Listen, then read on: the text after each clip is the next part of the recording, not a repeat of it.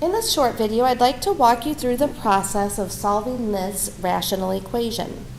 There's more than one method we can use to solve an equation that's written with rational expressions. We call this rational because there are variables in the denominator.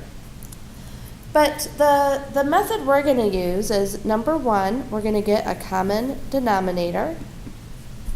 And it's best if it's the least common denominator. That makes it a little bit easier. And then we're going to solve with the numerators.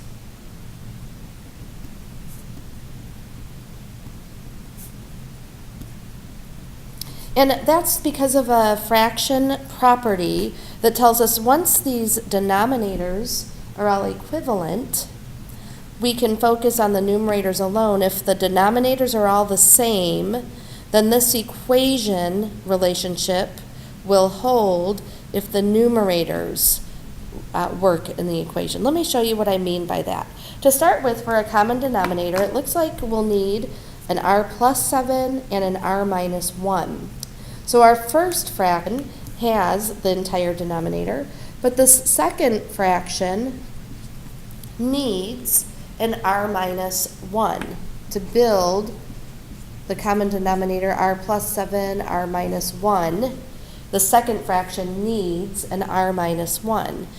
We can't input a times r minus 1 without changing the value of this equality.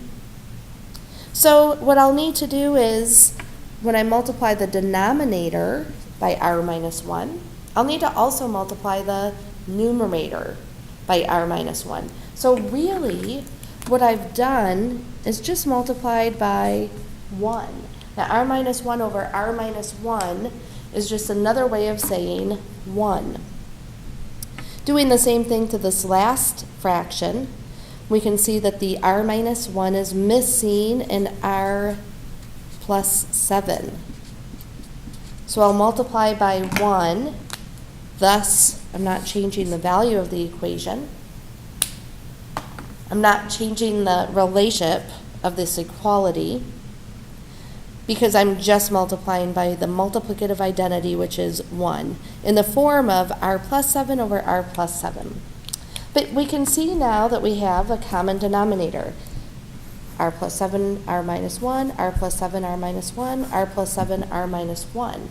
So our next step, we can solve with the numerators. Here's what that looks like. It really is this simple. We just eliminate the denominator from our equation. And again, the reason we can do this is because if the denominators are equal, then this equality statement will hold with the numerators alone. So we'd have this linear equation to work with.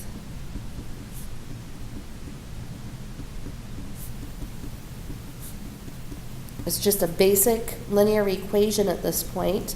And we'd have 6r minus 3r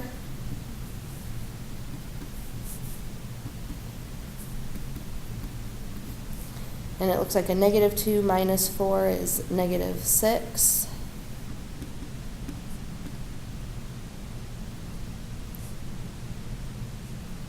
I need to write it like that. 6r minus 3r is going to give us 3r. Negative 2 plus negative 4 is negative 6. 3r minus 3r, those r terms have disappeared now. And then we can carry down the 21.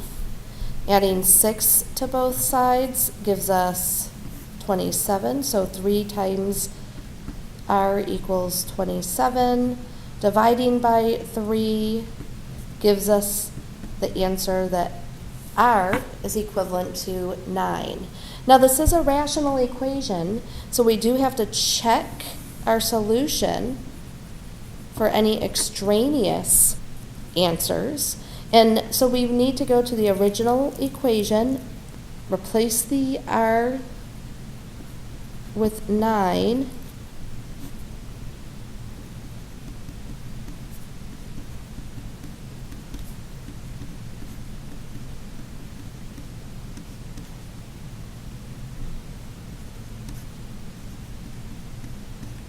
and verify that this does in fact work out. When you do that arithmetic, and you can use a calculator, it's basic arithmetic at this point, but when you do this arithmetic check, you find that 9 does in fact work. So r equals 9 is in fact a solution.